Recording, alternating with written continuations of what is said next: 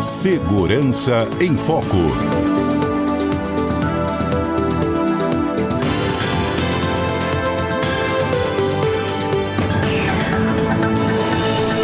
Se tem um tema que a gente fala muito aqui no nosso CBN Vitória e nunca é demais, é prevenção a crimes de abuso sexual contra crianças e adolescentes. Essa semana, por exemplo, teve uma operação da Polícia Civil aqui do Espírito Santo, Delegacia Especializada de Repressão aos Crimes Cibernéticos.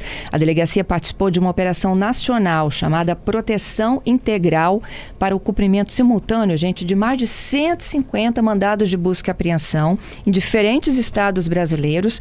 Aqui no Espírito Santo também a polícia atuou. O foco foi a identificação e a prisão de autores de crimes de abuso sexual contra crianças e adolescentes, principalmente através da plataforma digital.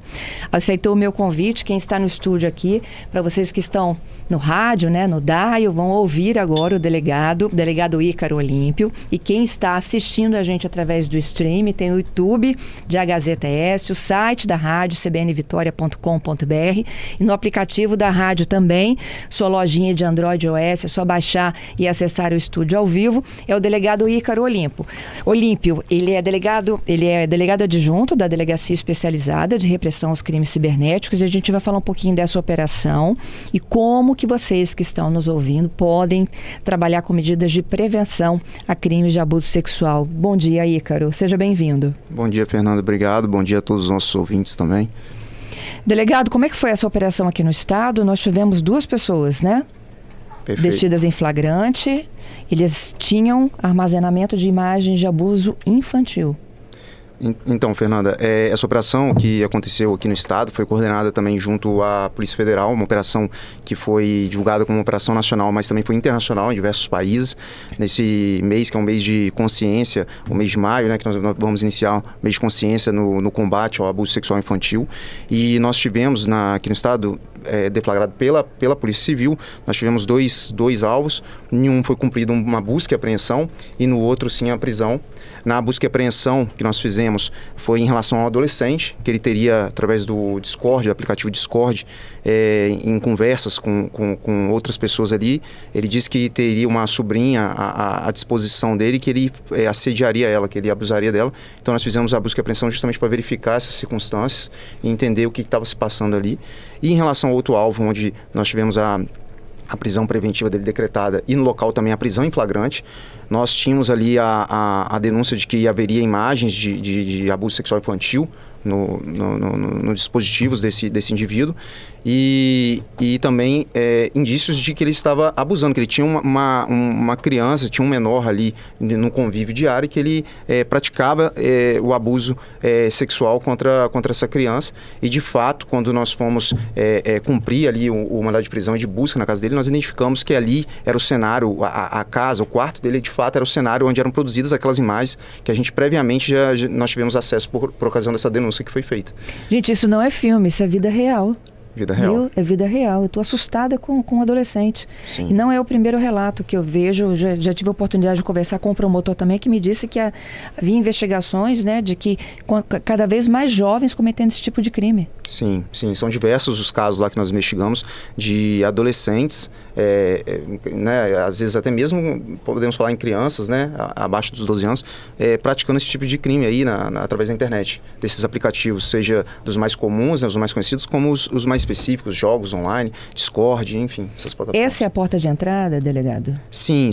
E é um dos pontos, inclusive, de atenção, né, que nós podemos aqui listar para os nossos ouvintes, né, principalmente para os pais, é ter esse controle, principalmente de jogos, de chats, né, que muitas vezes são feitos aí através desses jogos, as redes sociais, ter esse cuidado, justamente, esse controle sobre o uso dessas redes, porque muitas vezes é a porta de entrada, é por onde, inclusive, os adolescentes vão se comunicar, né, e fazer esse tipo de situação, como foi o fato aí, e até mesmo adultos vão aliciar a criança através dessas plataformas. O que a gente tem que se atentar? Quem conversa com meu filho?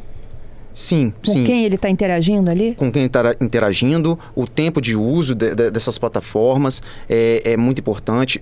Controlar mesmo, de fato, porque eu costumo dizer o seguinte, se os pais não controlarem a vida dos seus filhos, um outro qualquer, me desculpe a expressão, mas um vagabundo desse, um criminoso desse, vai controlar o seu filho para fins sexuais. Então, assim, é melhor que nós tomemos as rédeas, né, dos nossos filhos, do que um estranho, um vagabundo tomar essas rédeas e acabar com a inocência das nossas crianças. Isso, e muitas das vezes eles se aproximam tentando até se parecerem da mesma idade. Alguns até são, né? Como você acabou de me dizer aí, que tem meninos de 12 anos fazendo isso, cometendo crimes. De fato.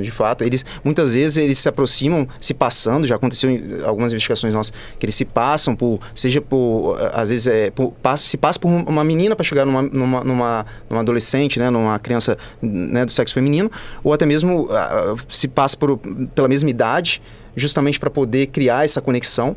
E tem muitos casos como esse, que nós efetivamos a prisão aí durante essa operação, em que ele oferecia pequenos valores. Como se tratava de uma criança, eu não vou entrar em detalhes aqui para não expor a vítima, mas hoje com 11 anos, mas a época os abusos começaram quando ele tinha 6 anos, então prometia pequenos valores, como R$2, R$4, R$5, ficava variando ali, além de balas, doces. Então, assim, parece coisa, né, como a Fernanda disse anteriormente, que parece coisa de filme, mas não, é realidade, é o que acontece. E a vítima enviava o quê? Fotos? Nesse caso, inclusive a prisão dele em flagrante foi porque no celular dele havia também imagens de pornografia infantil, de abuso sexual infantil, de outras crianças que não necessariamente foram identificadas. Mas essa vítima, esse menor que eu citei, que hoje está com 11 anos, ele era efetivamente abusado, estuprado por esse indivíduo que foi preso. Naquele cenário ali, na própria casa. Nós tínhamos na denúncia... Ele era uma pessoa conhecida desse menino, dessa pessoa, dessa vítima? Eles tinham um convívio ali de vizinhança, era uma relação de vizinho. Já tinha sido vizinho por muitos anos. Então, assim, eu não vou aqui identificar o bairro, né? Até para evitar não a exposição do criminoso, mas para evitar a exposição da vítima. Mas, o estatuto prevê isso, né, delegado? Exatamente.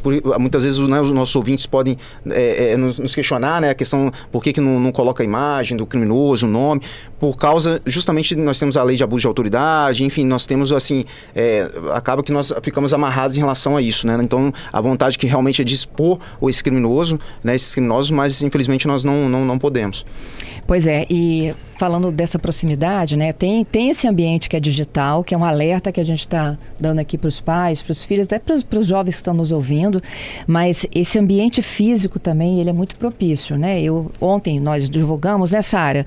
São 2 professores, né, de uma mesma escola no norte do estado, que estão, né, detidos e sob investigação de vocês aí, da Delegacia de Proteção à Criança e ao Adolescente, né, Sara? Isso. Sim, são pessoas da confiança dessas crianças, né? O professor é o quê? É o espelho que eles querem ser no futuro. Perfeito, né? Perfeito. É o psicólogo, recentemente, de uma clínica. Então, como é que a gente enxerga que esse ambiente é frágil, delegado? Então, assim, eu vou falar aqui pela experiência prática nossa, né? Embora muitos sinais, né? Eu acredito que um psicólogo poderia dizer isso com maior propriedade, mas os sinais que nós observamos na nossa experiência prática, experiência policial, é de que muitas vezes o que acontece na realidade ali da criança é uma mudança brusca de comportamento. Perfeito. A criança, os pais têm que se atentar muito a isso, assim, a criança apresentava um determinado comportamento, do nada ela começa a ficar mais reclusa, introspectiva, ou então a criança começa a apresentar regressões nas suas fases, volta a urinar na cama durante o sono, ou então apresentar medos que antes não apresentava. Obviamente que nós não podemos dizer só porque a criança apresentou determinado quadro, que é um caso de abuso. Isso, sim. Temos que avaliar como um todo, mas assim, são vários os sinais que o ideal é se atentar, assim, são essas alterações, principalmente essas alterações bruscas de comportamento da criança, né? Um choro incontrolado, uma raiva, uma explosão de raiva que não era comum naquela criança. Então, assim, isso tudo tem que ser avaliado. É bom que os pais tenham esse olhar, né? Esse carinho, eu não estou dizendo aqui, eu sei que os pais são diversas realidades, né? Muitas vezes trabalho e tudo mais, mas é a infância, é a inocência da criança que nós estamos aqui, que está em jogo, né? Que nós estamos falando aqui. Então, ter esse cuidado, esse carinho. O que acontece com essa pessoa? Que ela é flagrada ou então depois de investigada vocês conseguem confirmar que há envolvimento dessa pessoa com o abuso? Então, nesses casos nós vamos agora fazer o relatório final, indiciar esses criminosos. Nós temos aí, no caso, por exemplo, nós efetuamos a prisão. Nós temos aí, pelo menos até o momento, né, o crime de armazenamento de pornografia infantil, uma pena relativamente baixa. Essa é até uma crítica nossa. A pena por armazenamento é de 1 a 4 anos apenas. Então, não fica preso. E, se for só por isso, não. Só que nesse caso, além do armazenamento, nós temos também aí o estupro de vulnerável, que ele de fato praticava. Inclusive, eu ainda não recebi aqui o relatório da assistente social, da psicóloga, mas já sabemos que ele confirmou. Então, os abusos aconteceram por diversas e reiteradas vezes. Então, nós temos aí o crime de estupro de vulnerável. A pena foi até recentemente alterada no Congresso, de 10 a 18 anos, a pena de estupro de vulnerável.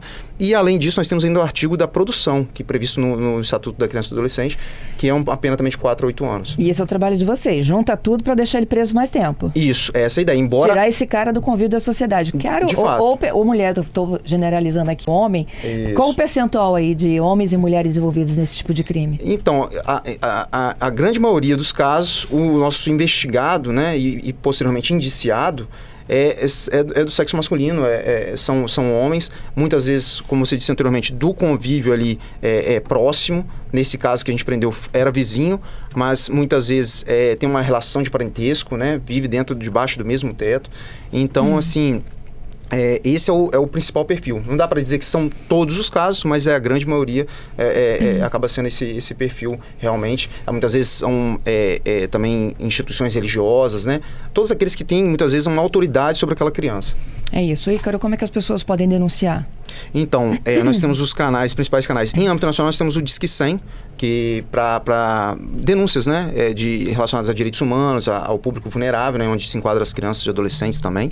E em âmbito aqui da Polícia Civil, nós podemos ter o Disque 181, para denúncias anônimas, e se houver, no caso ali, há uma situação de flagrância, é importante, todo mundo, acho que nossos ouvintes já sabem, mas ligar no 190 também, acionar através do 190, que as forças policiais vão dar esse apoio e vão tirar esses criminosos aí, esses pedófilos das ruas. Que assim seja. Ícaro, eu te agradeço pela gentileza, viu? Obrigado, Fernando, pela oportunidade mais uma vez de estar aqui com você, com toda a equipe e falando aos nossos ouvintes, trazendo um pouco de informação e ajudando a segurança pública.